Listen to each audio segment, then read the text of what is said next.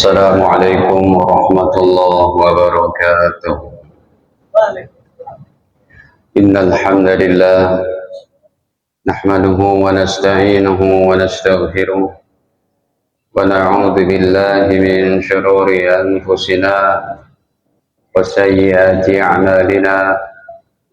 من يهده الله فلا مضل له ومن يضلل فلا هادي له. أشهد أن لا إله إلا الله وحده لا شريك له وأشهد أن نبينا محمدا عبده ورسوله لا نبي بعده.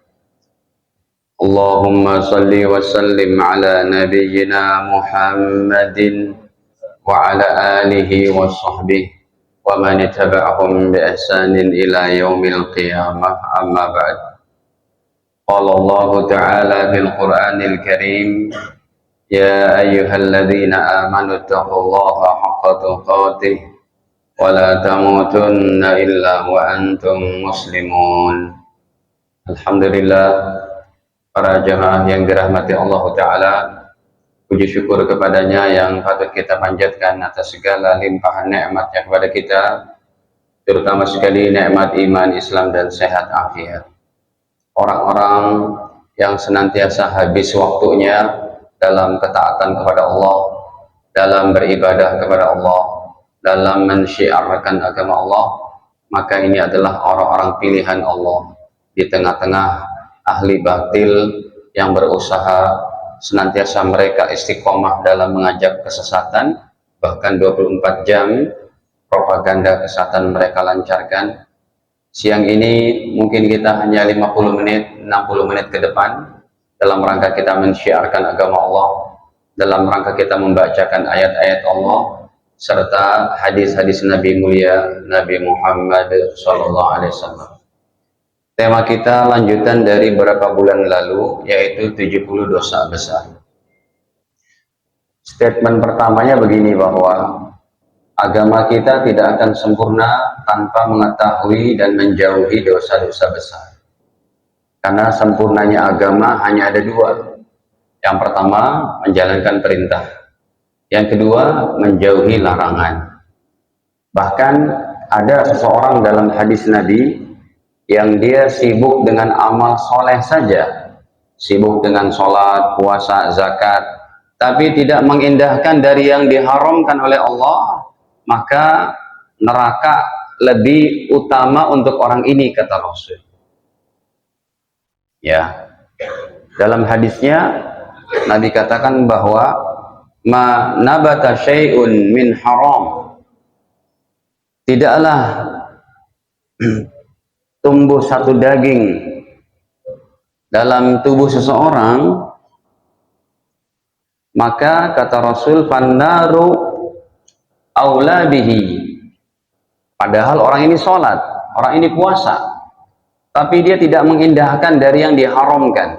Maka Nabi sabdakan, ayyulah min nabat min haram. Daging seseorang mana saja yang tumbuh dari yang haram, padahal dia sholat, puasa, zakat, tahajud, tapi tidak mengindahkan di antaranya dari larangan-larangan Allah, maka kata Nabi SAW, fannar aula bihi, maka api neraka lebih utama untuk orang ini. Jadi mengetahui daripada dosa besar adalah bagian daripada kesempurnaan agama. Baik, hadirin, sudah kita bahas terakhir nomor 4. Nomor pertama adalah meninggalkan syirik, dosa syirik.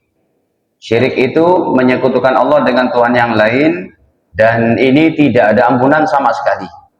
Kalau mati dalam keadaan syirik dengan 3 saudara kandungnya, mati musyrik, mati kafir, mati murtad, dan mati munafik. Yang kedua adalah membunuh orang yang tidak bersalah. Ini juga sudah kita bahas terdahulu. Yang ketiga adalah bermain dengan ilmu sihir, mengamalkan ilmu santet, ilmu teluh. Ini pun sudah kita bahas, dan ini bisa membawa kepada kekufuran. Seseorang bisa jadi kafir karena mengamalkan ilmu sihir. Yang keempat adalah meninggalkan sholat 5 waktu. Sudah kami bahas dengan kitab-kitabnya bahwa ada orang yang pernah meninggalkan sholat 5 waktu, maka ulama salafus soleh menyatakan wajib dikodok. Dia berdosa memang, wajib bertobat dan wajib mengkodok. Tidak cukup hanya bertobat saja.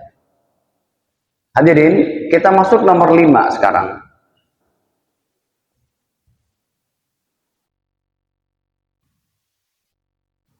Dosa besar yang kelima adalah man'uz zakah. Orang yang tidak bayar zakat. Ya. Al-kabirah khamisah, dosa besar yang kelima, man'uz zakati, tidak bayar zakat. Orang yang tidak bayar zakat ini ketika sudah wajib, maka diancam oleh Allah dengan siksa yang sangat pedih. Kalau dia berupa hewan peternakan yang tidak dizakati, maka hewannya nanti akan dikalungkan di lehernya pada hari kiamat. Ada orang Islam berternak sapi, onta, kambing.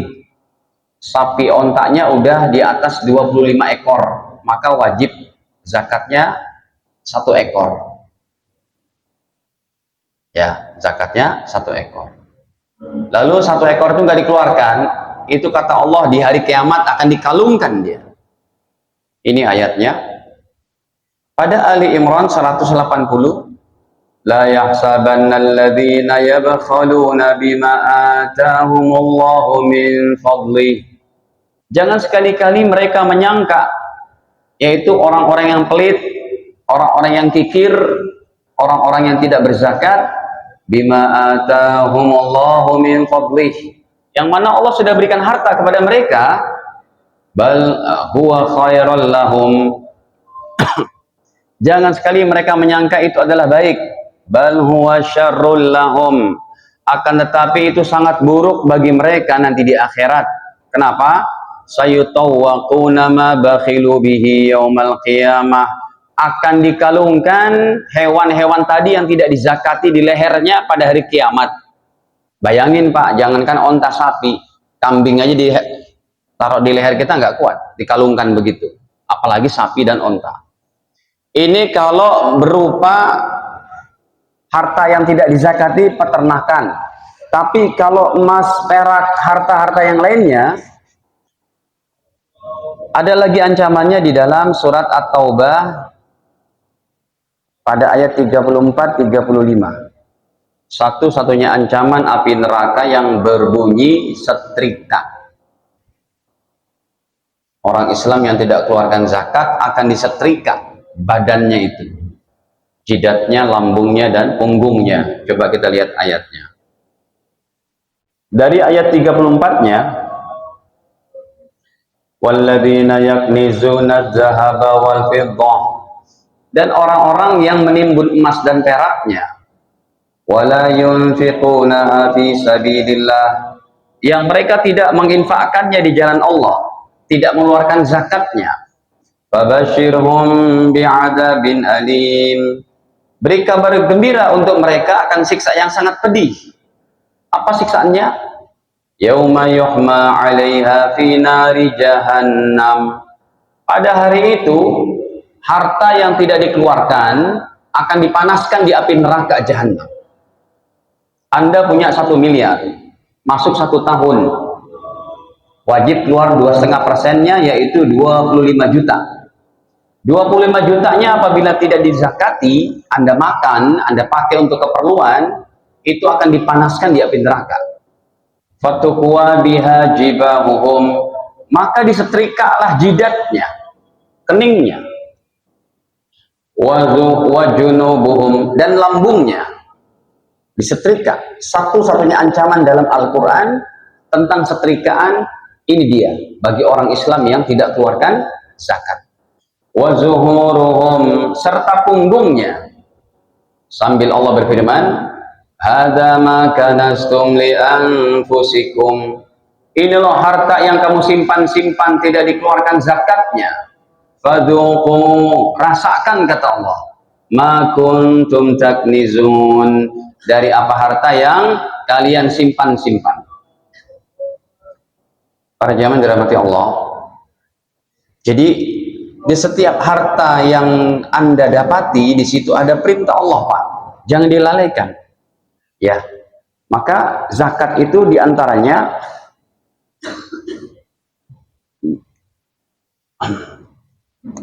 kalau seseorang sudah ada harta, contohnya yang paling gampang nih yang kita miliki, bukan peternakan pertanian, tapi zakat harta.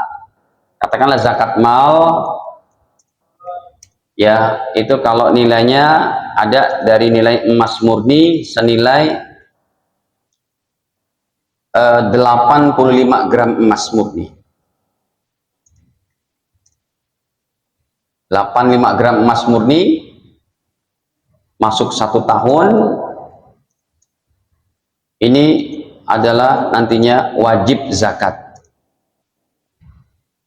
Kalau 85 gram dikonversi ke rupiah jadi berapa, Pak? Dengan keadaan kurs daripada Pak 1 gramnya berapa sekarang? 2 juta katakan. Berarti sekitar 170 juta Anda kalau sudah masuk 1 tahun,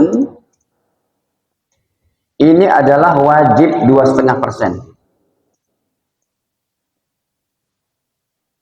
Sekitar 3,5 juta, ya wajib itu sudah, nggak boleh tidak, ya kurang lebihnya tuh 3,5 juta deh. Itu hadirin. Kalau di bawah 170 juta belum, atau ada 200 juta tapi cuma ngendap 5 bulan di ATM, bulan ke-6 Anda perlu untuk bayar sekolah anak-anak, berkurang jadi tinggal 120 juta, itu tidak kena zakat. Jadi kalau uang Anda ada 1 miliar, emas Anda ada di antaranya 1 kilogram, Anda simpan di bank atau di rumah atau di mana 1 kilogram, dan itu tidak berkurang, itu wajib zakatnya terus. Jangankan harta Anda, harta anak yatim aja kena zakat, Pak. Bagaimana kasusnya? Contohnya, harta anak yatim kena zakat. Ada anak yatim 2 orang, umur 5 tahun, 7 tahun. Ayah ibunya orang kaya. Mobil bagus, kendaraan bagus, rumah bagus, uang banyak di bank. Tragis, bapak ibunya meninggal.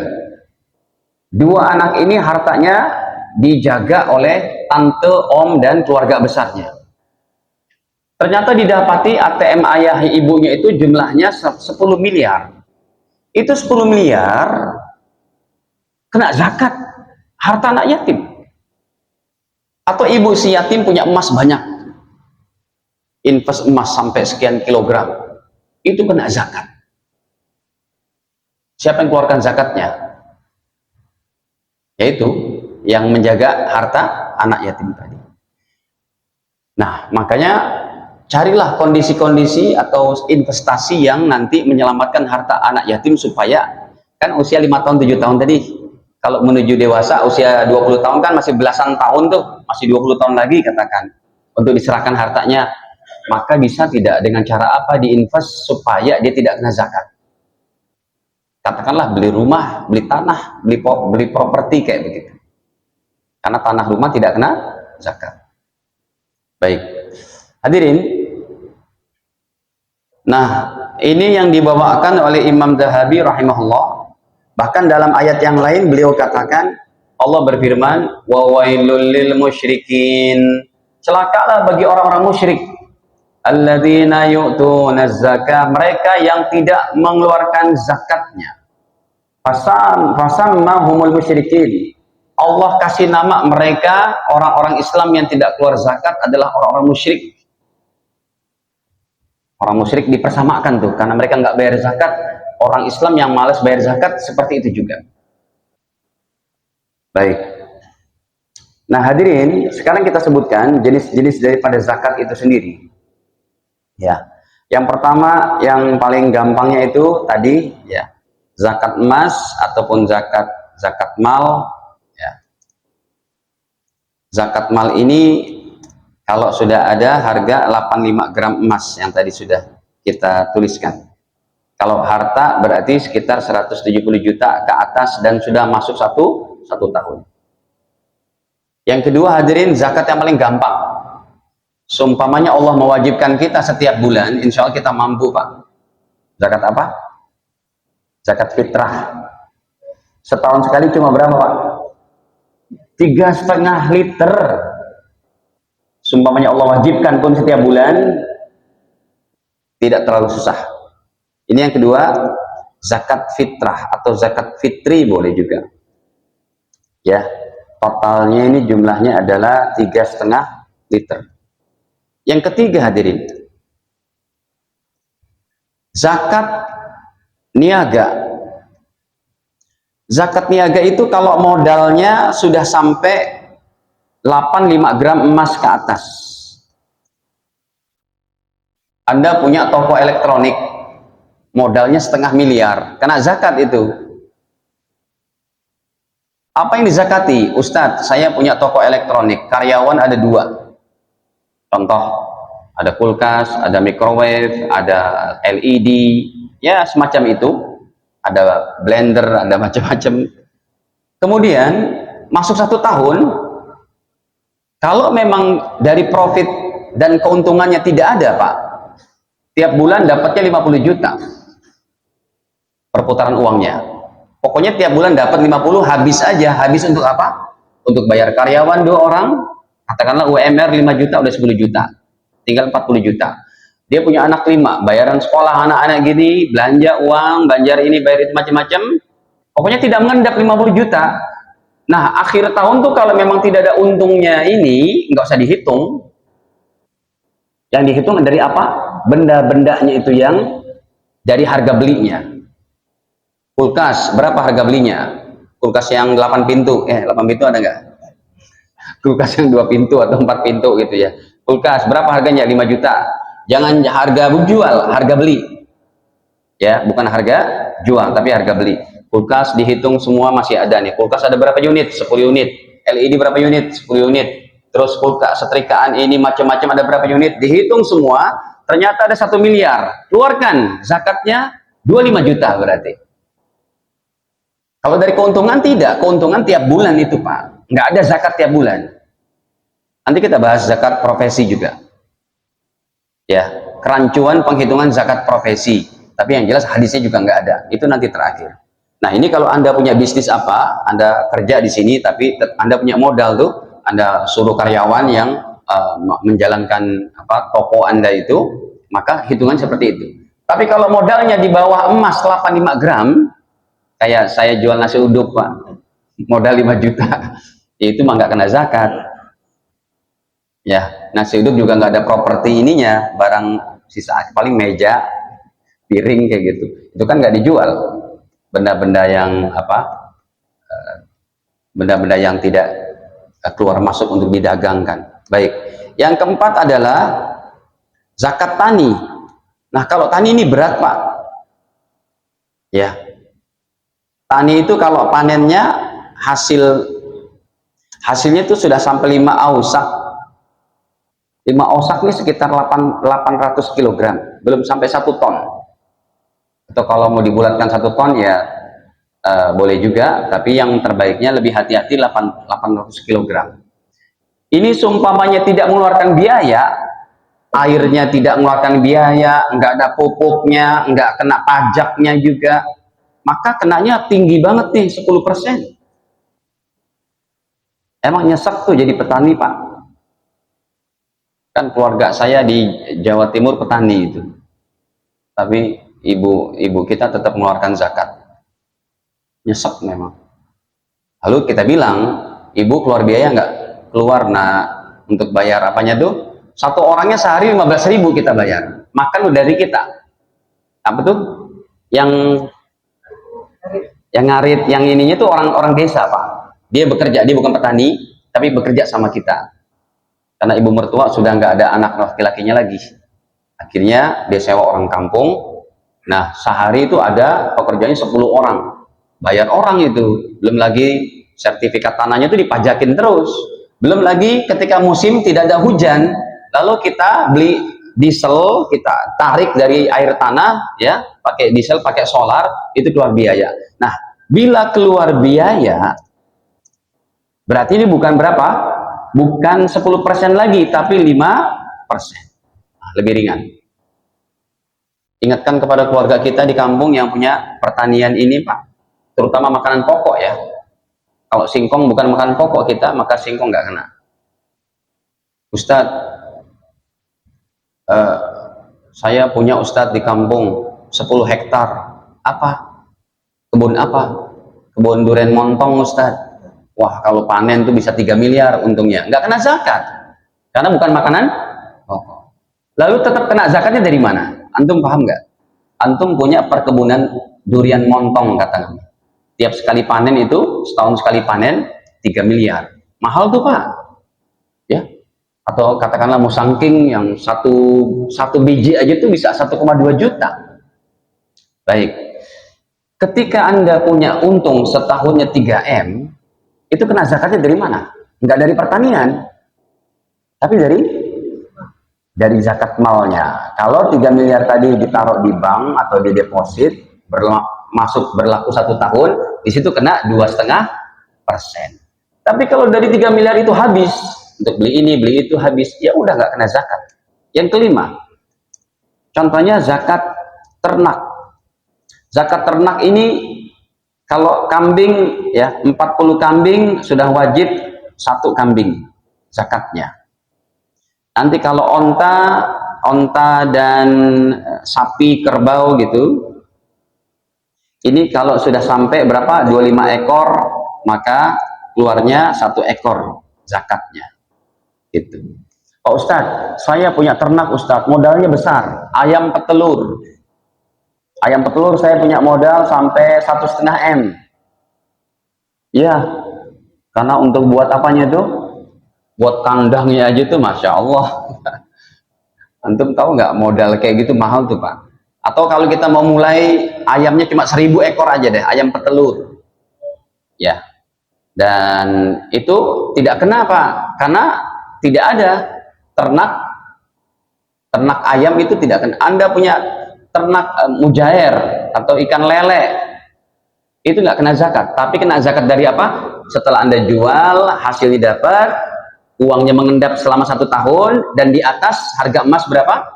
85 gram, itu kenanya tetap harta, zakat apa? Zakat mal. Baik. Yang keenam hadirin, contohnya zakat tambang. Zakat tambang ini cuma 2,5% ya Pak. Ya. Siapa pemain tambang kena 2,5%. Yang 20% tuh yang paling banyak adalah zakat rikaz. Zakat barang temuan emas atau perak. Anda dapat emas gelontong gini Pak. Ditimbang, wah 5 kilogram. Itu berarti berapa? 10 M. Ya, 10 M.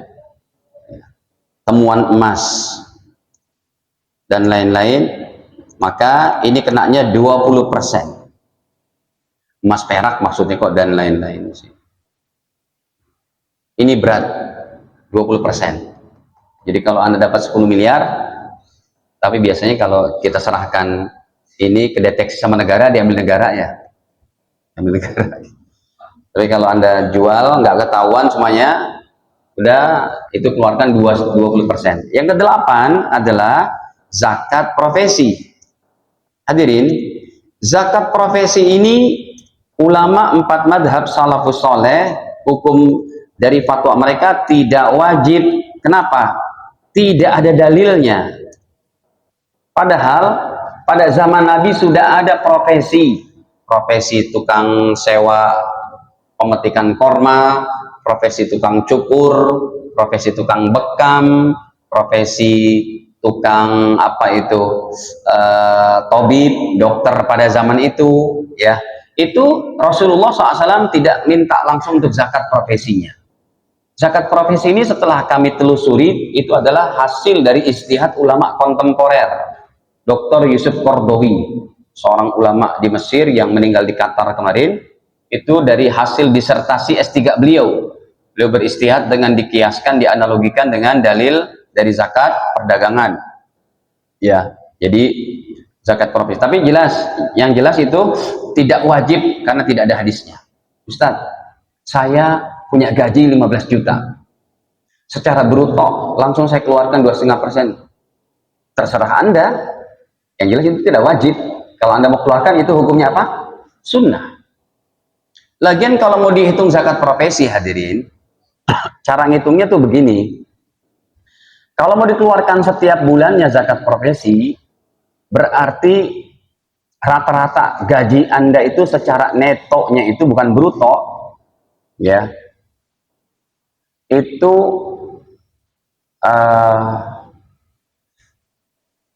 berarti hitungannya gimana sih maksudnya? Anda punya apa nih? Punya gaji 10 juta, 20 juta, ya. Kalau Anda mau keluarkan zakat profesinya itu tetap sunnah dan dia tidak wajib. Tetapi yang jelas, kalau Anda niatnya bayar zakat profesi dengan niatan untuk mencicil bayar zakat tahunan, boleh. Saya dipotong deh tiap bulan 2,5%. Ya, contohnya gini. Setiap tahun Anda bayar zakat 25 juta karena dana Anda itu 1M. Ya kan? 1M 2,5%-nya 25 juta. 25 juta dibagi 12 bulan berapa? Berarti rata-rata berapa? 2 juta. Nah, dari gaji Anda tiap bulan Anda potong tuh 2 juta, 2 juta, 2 juta, 2 juta. Nanti pada mau menjelang lebaran tinggal 2 juta kali 11 aja udah 22 juta. Sedangkan tadi 25 juta. Berarti tinggal berapa juta lagi? 3 juta. Kan ringan. Pas Ramadan dengan kebutuhannya begitu banyak, alhamdulillah saya udah bayar zakat dari awal. Saya cicil 2 juta 2 juta, ya. Sebagaimana hitungan zakat profesi itu dikeluarkan 2 juta 2 juta. Pas dihitung terakhir, ya udah 25 juta dari 1M tinggal tambah berapa? Tambah 3 juta lagi. Ringan. Itu pun boleh begitu. Yang jelas zakat profesi nggak ada yang mewajibkan dari ulama 4 madhab.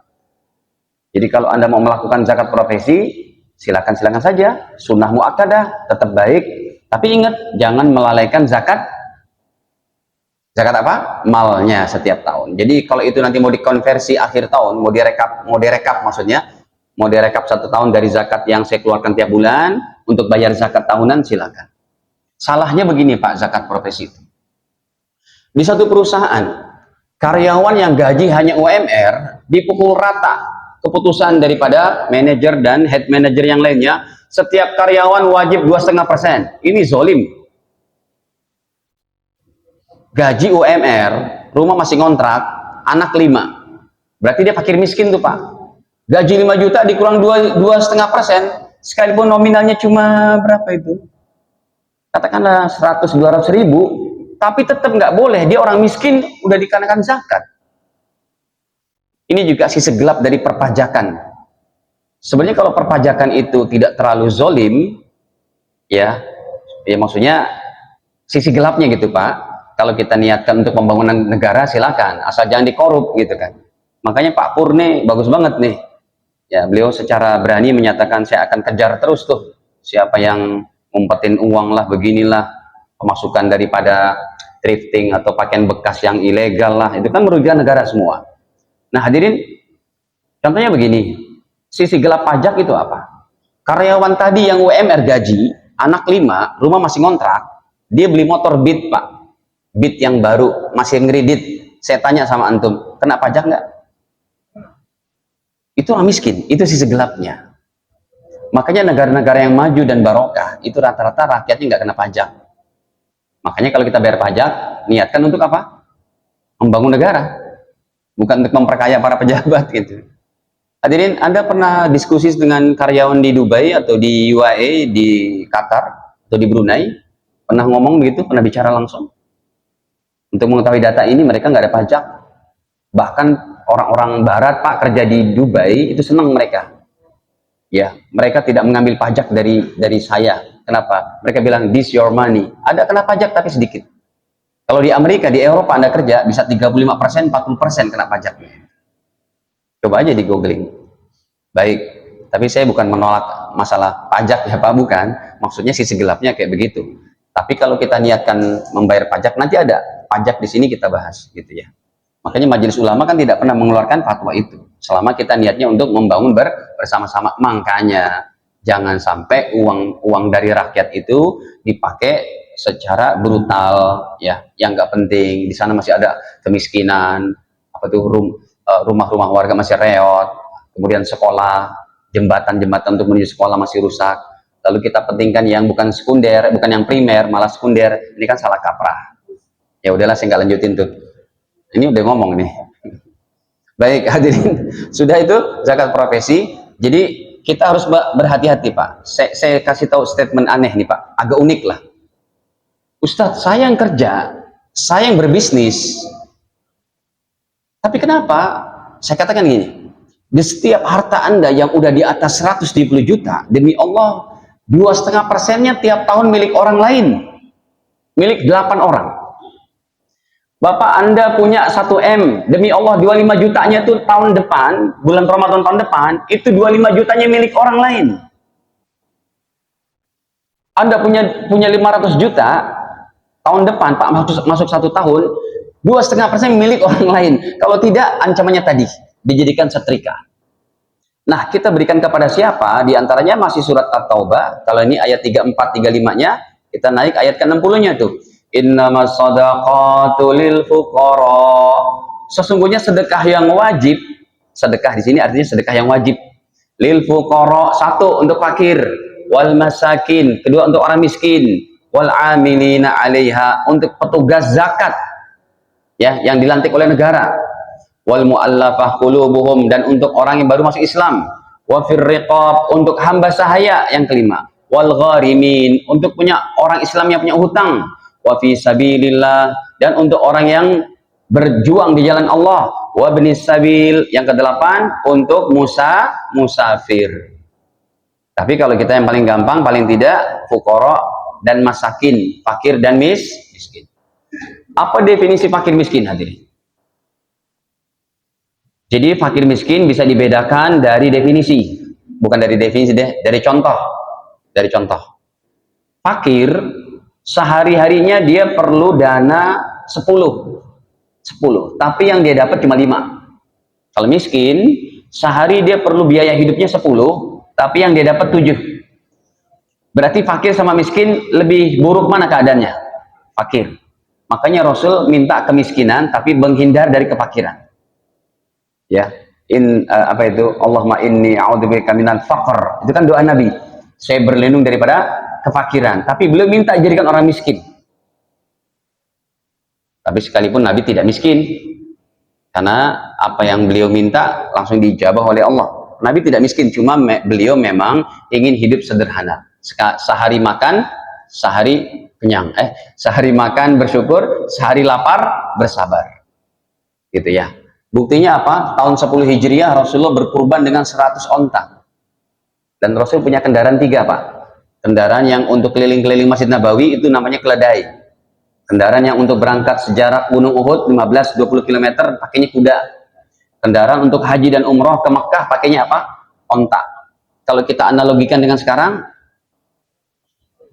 berarti yang keledainya Mio atau Yemio gitu ya, yang kudanya Innova, kemudian yang ontanya Land Cruise, jangan Pajero lah, Land Cruise kan gitu.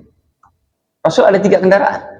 Baik, hadirin, ini diantaranya untuk masalah dosa besar ke-5, tidak bayar zakat. Kita masuk yang ke-6-nya. Hadirin, yang ke-6, ini masih ada 64 lagi ya Pak. Ya, saya bacakan dengan detail, maksudnya supaya dipahami dengan baik, terutama yang tadi masalah zakat. Dari 70 dosa besar, masih sisanya berapa? 60 sekian lagi. Mungkin kelarnya pemilu 2029. Al-kabirah sadisa, dosa besar ke-6, iftar yaumin min Ramadan bila uzrin. Berbuka siang hari Ramadan tanpa udzur syar'i. Udzur syar'i semuanya dalam Quran, dalam hadis dan fikih ada 10. Secara totalnya. Tadinya sih 9. Cuma kita tambahkan non muslim jadi 10. Kita baca dulu ayatnya, ini kan sudah terkenal, Al-Baqarah 183 ya. Ya ayyuhalladzina amanu kutiba alaikumusiyam kama kutiba 'alal ladzina min qablikum la'allakum tattaqun. Wahai orang beriman, wajib kalian berpuasa. kecuali yang punya udzur.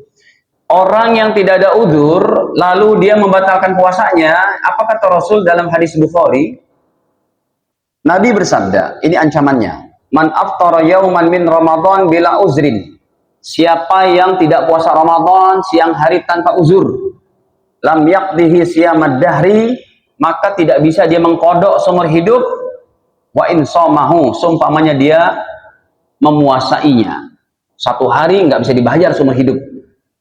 Kecuali dengan bertobat, lalu mengkodok berapa hari yang dia lalaikan. Baik. Nah, sekarang siapa saja itu hadirin yang disebut dengan udzur syar'i? Ini saya tuliskan. Ya, kategori udzur syar'inya itu adalah semuanya ada 9, tapi ditambahin satu terakhir. Yang pertama, kalau dalam Al-Qur'annya itu kan Al-Baqarah pada 184-nya. Faman kana minkum maridha. Pertama, orang sakit. Ya. Nih, Al-Baqarah 184-nya. Faman kana minkum maridha. Siapa orangnya yang sakit, au ala safarin, atau musafir. 2. Faiddatu min ayyamin ukhar. Tidak apa-apa, tidak puasa, lalu mengkodok kalau sudah normal. Wa 'alal ladzina yutiquna fidyah, dan orang tua lansia cukup bayar fidyah, nggak apa-apa nggak puasa. Baik. Dari Al-Qur'annya berarti ada 3 tuh. Yang pertama adalah orang sakit, tapi sakitnya bukan sakit panuan, Pak. Sakitnya sakit jerawat. Mas, kenapa nggak puasa? Sakit Ustadz. Apa? Jerawatan. La ilaha illallah. Sakit, saya nggak puasa Ustadz. Sakit apa? Bisulan di bokong saya. Bukan itu. Ini sakitnya sakit yang kalau dia tidak makan minum, jiwanya menjadi makin mudorot. Ya, kayak dia akan apa tuh, operasi pakai ring lah, naudzubillah, bypass, ataupun sakit diabetes yang akut, cuci darah. Cuci darah susah Pak untuk puasa. Ya, maka kalau dia nggak bisa puasa lagi, orang yang cuci darah, ya udah bayar fidyah saja. Ya, sakit. Yang kedua adalah tadi apa? Musafir. Yang sakit kalau sembuh wajib kodok. Musafir kalau udah selesai Ramadan nggak musafir lagi, wajib kodok. Yang ketiga apa? Lansia. Kalau lansia tidak wajib kodok, cukup bayar fidyah. Orang tua kita, kakek nenek kita masih hidup Pak, umur 85 tahun, 90 tahun, udah nggak kuat puasa Ramadan, nggak usah puasa, nggak apa-apa. Dan tidak usah bayar kodok, tapi cukup bayar fidyah. Satu hari 1 mud, 1 liter.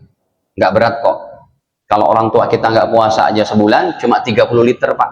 30 liter itu kalau berasnya yang 15.000, berarti berapa? Ya, sekitar 450.000. Itu tidak berat. Ya, setahun itu kita bisa, kalau sekarang belum ada uang, bulan-bulan depan lagi, Syawal, Jumadi, dan lain-lain. Yang ketiganya, keempatnya adalah dalam ilmu fikihnya wanita yang haid. Yang kelima wanita nifas, yaitu baru melahirkan. Yang keenam wanita menyusui. Yang ketujuh wanita yang hamil. Menyusui hamil ini tetap kodok, tapi kalau tidak puasanya karena si bayi alasannya, maka 2, kodok dan juga fidyah. Tentunya suaminya itu yang harus perhatikan. Sang suami yang harus memperhatikan. Kemudian siapa lagi? Anak kecil. Satu lagi orang gila. Udah 9 tuh. Sebenarnya 9 sih, cuma ditambahkan oleh para ulama secara pemahaman keseluruhan. Siapa? Non-muslim kan nggak wajib puasa, karena nggak terikat hukum sama hukum Islam kan. Allah panggilnya apa? Ya ayyuhalladzina amanu kutiba alaikumusiyam. Yang Kristen, Hindu, Buddha, non-muslim tidak wajib puasa. Berarti semuanya 10. Hadirin, ketika ada orang tidak puasa tanpa uzur ini, maka dosanya tadi kalau dia mengkodok seumur hidup, nggak bisa dia bayar. Kecuali bertobat dengan tobat nasuha, lalu mengkodok berapa hari yang tidak puasa. Nah, dari masalah puasa ini Pak, ya, sebenarnya Anda kalau punya bisnis kuliner, tanggal 1 Ramadan Anda mau buka jam 9 pagi tetap boleh, karena Allah mengizinkan ada 10 orang boleh makan minum. Tapi syaratnya harus selektif. Di resto Anda itu, di depan pintunya Anda letakkan satpam Pak. tulis pakai banner besar-besar, yang boleh masuk ke resto saya ini 10 orang, ini dia, sakit, musafir, dan macam-macam. Ada satpamnya itu, yang menyeleksi.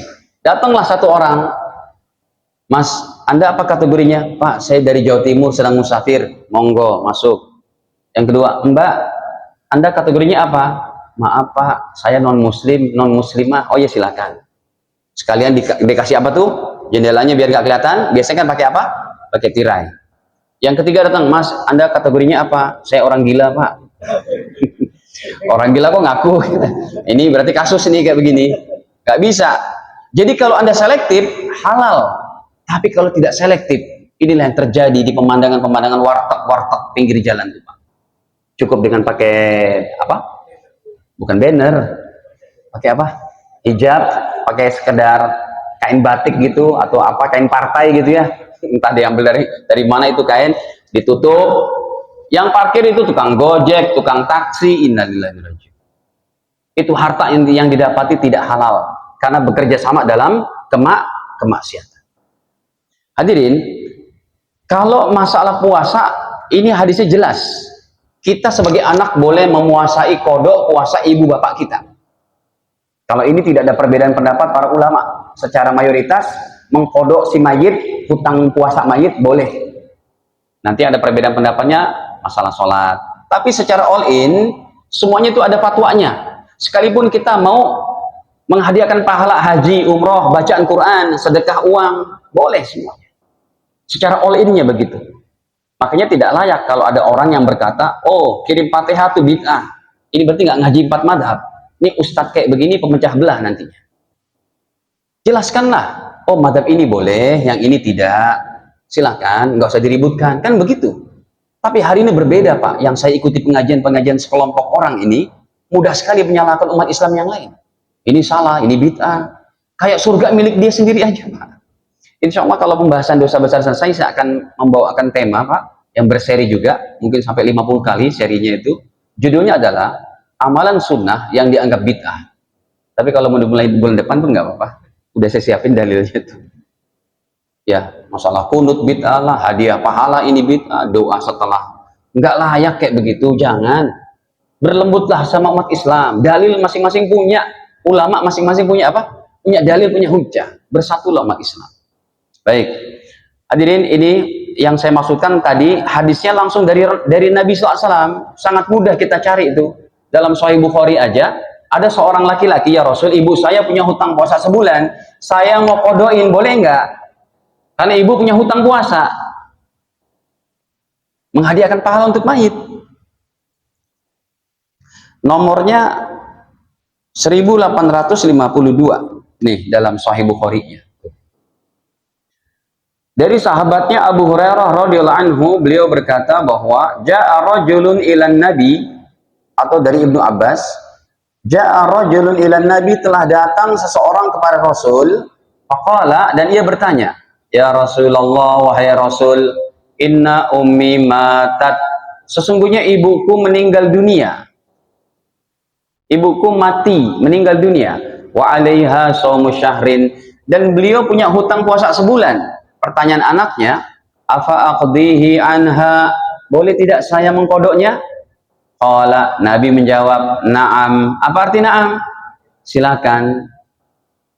Jadi ada itu hadiah-hadiah amalan untuk si mayit. Makanya terkenal sekali kalau kita haji umroh, ada yang disebut dengan badal haji, badal umroh. Anda pagi hari Pak bersedekah ke masjid, 20.000, 50.000, mau sholat subuh. Niatin, ini untuk bapak ibu saya, pahalanya juga. Sah. Tiap habis sholat kita doain bapak ibu kita sambil mengucapkan Al-Fatihah ila arwah bapak saya, ibu saya, Al-Fatihah. Itu ada fatwanya, bukan bid'ah, gitu ya. Nah, yang saya maksudkan adalah kalau puasa hadisnya lebih gamblang, lebih jelas gitu. Nah, kemudian Rasul bersabda, fadainullah, karena hutang ibadah kepada Allah ahaku, lebih penting ayyuqda, untuk diqadha. Para jamaah yang dirahmati Allah, ini diantaranya dosa besar yang ke-6. Cukup ya Pak, zuhurnya agak cepat kan ya. Baik, ada yang mau ditanya jawabkan, silakan Pak. Ada pertanyaan? Ya. nanti kita lanjut yang ketujuh dan sebagainya. Assalamualaikum warahmatullahi wabarakatuh. Waalaikumsalam. Balik lagi ke masalah zakat, Ustaz. Untuk emas antam itu acuannya itu pakainya harga jual atau harga buyback? Karena ada selisih 150 sampai 200 misalnya. Ya, usahakan mengambil nilainya yang paling rendah.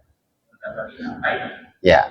Terus yang kedua, piutang itu Tetap Anda menghutangi orang lain kan?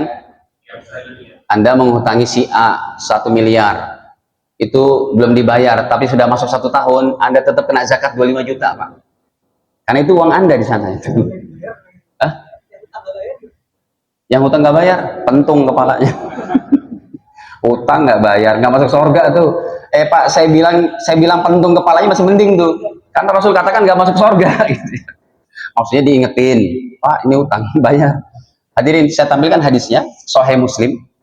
Orang yang masuk surganya direct, Pak, to heaven, langsung masuk surga. Siapa? Di antaranya orang mati syahid. Orang mati syahid itu nggak ditanya lagi tuh, di kuburnya nggak ditanya, selamat dari siksa kubur, dihisab di ini, mandek, pas masuk surga, klek, mandek, gara-gara apa? Punya hutang. Gak apa-apa, Pak, diingetin aja dulu yang punya hutang, jangan dibiarin. Mungkin saya pernah cerita, ya, orang lain pun masih berhutang sama saya, Pak, ada hampir 400 juta. Tapi orang yang jatuh miskin, nggak punya apa-apa juga. Saya juga bingung gimana ya, mau ditagih sampai berbusa, nggak ada duitnya lagi, Ustaz. La haula wala quwwata. Seorang pengusaha tiba-tiba bangkrut, berhutang sama kita. Ini saya tampilkan hadisnya. Riwayat daripada Al-Imam Muslim. Nabi bersabda, "Yughfar lisyahidi kullu dzambin illa dain." Tuh, sudah ada hadisnya. Belum nongol. Sudah ada tuh. Kata Rasul, "Yughfar lisyahid." Diampuni dosa orang yang mati syahid. Kullu dzambin, semua dosa, illa daina, kecuali utang bayar, Pak. Termasuk akhlak umat Nabi yang paling diwanti-wanti keburukannya oleh Nabi, selain culas, curang, tidak jujur, tidak amanah, suka korupsi, merugikan orang lain, di antara juga apa? Hutang nggak bayar. Ustadz, gimana Ustadz? Kita mati semuanya nggak masuk surga dong, karena hutang negara kita kalau dibagi per kepala berapa, Pak? Satu orang kena berapa? Kemarin ada yang sudah menghitung tuh, per kepala, per jiwa, berarti anak bayi baru lahir, Pak, di Indonesia udah nanggung hutang 16 juta. Dibagi 250 juta jiwa, karena hutangnya sampai sekian ribu triliun. Jawabannya enggak begitu. Ini hutang yang pribadi, Pak, bukan hutang negara. Kalau mau disalahin ya yang hutang dulu siapa gitu ya. Baik, kan nggak layak dong. Masa umat Islam yang di Aceh nggak menikmati kereta cepat, nggak menikmati ini itu, kena bayar hutang juga. Sekalipun dari pajak ya itu juga. Baik, jadi hati-hati, hutang harus bayar. Itu ya, Pak, jawabannya. Ada lagi? Ada lagi yang lain, Pak? Silakan. Pertanyaan bebas. Kali ada yang mau didiskusikan? Ya. Pertanyaan boleh yang lain? Assalamualaikum Ustaz, mau tanya Waalaikumsalam. masalah zakat yang tadi dicicil dengan profesi tadi, itu mungkin bisa dicicil, cicilnya itu maksudnya pada hitungan gimana sih? Gini, Anda punya uang, gambarannya aja ya, Anda punya uang sampai perhitungan Anda nih 1 miliar masih ada di ATM, mengendap atau di mana, atau berupa emas, sampai Ramadan kan kena zakat tuh. Lalu dari Syawal kemarin, kalau 1 miliar kan berarti zakatnya berapa? 25 juta. Supaya tidak berat pada Ramadan tahun depan, 25 juta dibagi 12 bulan berapa? 2 juta, rata-rata 2 juta. Itu maksudnya begitu. Kalau Anda memang mengeluarkan zakat profesi, diniatkan untuk mencicil zakat, tetap nih Anda istiqomah secara bruto deh, bukan neto, secara bruto. Dapat gaji langsung 2 juta, 2 juta. Tinggal nanti pas masuk bulan Sya'ban, alhamdulillah, udah 11 bulan kan? Hitungannya pakai Hijriyah, bukan pakai Desember, November. pakai Hijriah, 12 bulan, itu udah 11 bulan berarti sudah 22 juta. Sedangkan dari 1 miliar zakatnya berapa? 25. Berarti kurangnya berapa? Kan jadi ringan. Jadi zakat profesi kalau mau diniatkan kayak begitu boleh. Tapi yang jelas kalau Anda nggak nyicil pun, nggak bayar zakat profesi, nggak apa-apa, nggak ada ancaman, karena nggak ada hadisnya. Dan itu ulama salafus soleh 4 madhab, Imam Syafi'i, Imam Hanafi, Imam Maliki, Imam Hambali, tidak ada mewajibkan satu pun dalam kitab mereka. Ini adalah hasil istihad ulama kontemporer, yang tadi saya sebut namanya Dr. Yusuf Qaradawi rahimahullah. Itu gimana Pak? Gimana? Setiap bulan. Setiap bulan? Ya. Kalau di akhir tahun ya 25 juta berarti. Enggak, langsung kepada yang berhak. Ada loh Pak. Ada seperti itu. Termasuk maksudnya saya kan ada anak yatim di pesantren saya tuh. Ada yang duafa. Jadi kalau saya berikan uang jajan, uang bayaran mereka, saya hitung dari itu. Itu. Berapa nih sebulannya gitu. Kita kalau ada 200 juta aja setiap tahun, mengendap 200 juta, itu kan kenanya berapa? Berarti 2,5%-nya berapa? 5 juta. Ya, 5 juta. Boleh dicicil tuh 5 juta. 500.000, 10 bulan udah kelar. Tapi kalau nanti Anda mau bayar lagi, yaitu menjadi berkah bagi Anda lah. Melebihkan zakat adalah dianjurkan. Jangan ketat banget gitu hitungannya. Karena kan rating emas apa? Kadang begitu. Dilebihkan sedikit adalah lebih baik. Yang 5 juta itu nggak diambil dari yang 200 juta, berarti apa? Iya dong, nggak apa-apa itu biasanya. Kayak emas aja, Anda punya emas 1 kilogram, masih emasnya mau dipotong korek klek, dijual, kan enggak. Dikonversi ke rupiah aja. Oh, emas saya ini ada 1 kilogram, berarti berapa? 2 miliar. Berarti kenanya berapa? 50 juta. Ya udah, pakai uang kita 50 juta. Seharga itu ya. Iya. Nggak mesti dari emasnya itu sendiri. Cukup hadirin.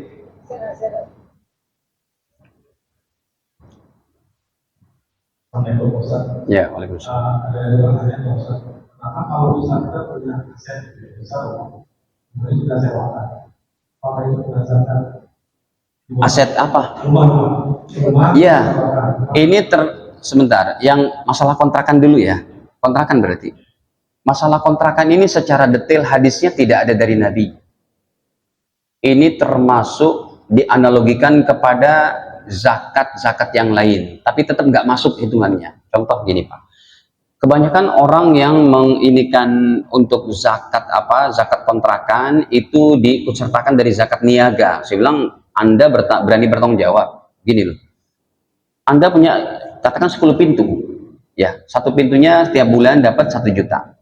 10 pintu itu satu rumah luasnya katakan 70 meter persegi. Jadilah 10 pintu. Satu rumahnya harganya katakan 500 juta. Itu kalau diikutsertakan dengan perdagangan, itu kan harus diapakan? Harus dihitung daripada total semua kontrakannya itu, nggak masuk. Nggak nutup juga dari keuntungannya. Jadi yang paling enak, uang kontrakan yang kita dapat, kalau masih ada 1 tahun dan di atas 170 juta, kena zakat mal. Karena zakat kontrakan tidak ada dalilnya. Ada memang ulama menjelaskan, tapi dari analogi-analogi yang tidak konsekuen. Kalau dianalogikan, dikiaskan kepada zakat perdagangan, kan zakat dagang tadi sudah harus kita bicarakan. Semuanya ada kulkasnya, ada ininya. Emang berani tuh rumahnya yang 10 pintu dihitung, satu rumah berapa? 500 juta. Berarti semuanya berapa? 5M, gitu kan? 5M dikeluarkan 2,5%-nya, apa nggak berat? Hasil keuntungan dari kontrakannya nggak segitu. Jadi yang enaknya uang kontrakan kalau kita dapat dan kita tabung itu aja dikeluarkan. Gitu. Pak, ini ada dilema Pak, sebentar ya. Saya melipir sebentar. Dilemanya begini. Kemarin ada yang diskusi bahwa ada seorang pedagang Pak, dia jualannya bukan mobil-mobil kayak begini. Saya datang ke showroomnya, saya disuruh pakai juga, Ustaz, pakai ini Ferrari saya terbaru SF90, harga 15M. Saya bilang nggak mau bang, nanti dicuri orang lagi di Bekasi itu kan, dicuri apanya tuh? Spionnya aja harganya 500 000 000. Peleknya aja seharga Pajero, Ferrari terbaru. Memang kalau kita test drive itu tinggal saya di Bekasi, kita masuk ke tol Becakayu itu sangat kosong, narik 260 km/jam pun masih oke. Tapi jangan ya Pak, jadi tiru. Saya bilang, akhirnya dipanggil, Ustadz saya lupa nih mau nanya, ini kan di carport saya aja yang saya jual tuh banyak Ustadz, Ferrari, Aventador, yang paling murah tuh Mercy Wagon yang apa sih, Mercy G class ya, yang kotak tuh, itu kan harga barunya 8 atau 10 M, itu yang paling murah. Rata-rata McLaren, Aventador, Ferrari dan macam-macam. Dia ingat, Ustadz ini saya setahun belum ada yang laku, dagangan saya belum ada yang laku karena jualannya bukan kayak Avanza kayak ini itu gitu. Terus apa yang Anda tanyakan, wajibkah saya bayar zakat? Wajib, hitung semuanya tuh di apa, hitung semuanya di apanya, di carportnya itu, di showroomnya, hitung semuanya. Ternyata ada 60 M, keluarin 2,5% berapa? 1,5 M. Dia bilang, gak apa-apa Pak, antum orang kaya. Saya bilang, gak masalah segitu, kecil lah itu daripada siksaan Allah. Tapi Ustadz, saya harus bayar pajaknya juga. Emang berapa pajaknya? Hampir 800 juta. Gak apa-apa, udah bayar 2,5 M berarti 2,3 M. Nikmati aja hidup ini. Harta Anda bukan kayak orang-orang biasa, kendaraannya dia begitu gitu ya. Jadi harus dihati-hatikan juga. Terus apa lagi tadi? Atau udah Pak, jam 1? Apa tadi? Ini Bapak apa lagi? Kan berarti dari satu rumah dia punya rumah dari yang kos-kosan itu ada satu mobil kendaraan yang cantik, kan berarti itu ada 10. Kalau misalnya dia punya cuma satu-satunya itu ya, Apa? punyanya satu yang menempati Itu nggak kena Pak, itu nggak didagangin. Bapak punya Alphard terbaru, Bapak pakai Mercy E-Class ataupun BMW apa tuh M4 Competition yang harganya 4 miliar, Anda pakai nggak kena zakat. Yang dikeluarkan itu kalau untuk prestis atau untuk dijual. Nongkrong aja di parkir itu dizakati terbaiknya. Tapi nggak ada dalil juga sih, itu istiadat para ulama. Cuma kalau untuk kehati-hatian tetap kita keluarkan. Jadi kalau mobil mewah Anda memiliki Pak, 20 M Anda pakai, nggak kena zakat. Rumah nggak kena zakat. Yang kena zakat tadi aja tuh. Tapi biasanya orang punya rumah di Pondok Indah, masa iya nggak ada duit? Mesti ada simpenannya tuh, mestilah. Demikian, semoga Allah mudahkan kita untuk mengamalkannya dan kekurangan dimaafkan. Saya mohon maaf dan kita akhiri dengan kafaratul majelis. Subhanakallahumma bihamdik, asyhadu an la ilaha illa anta astaghfiruka wa atubu ilaik. Wassalamualaikum warahmatullahi wabarakatuh.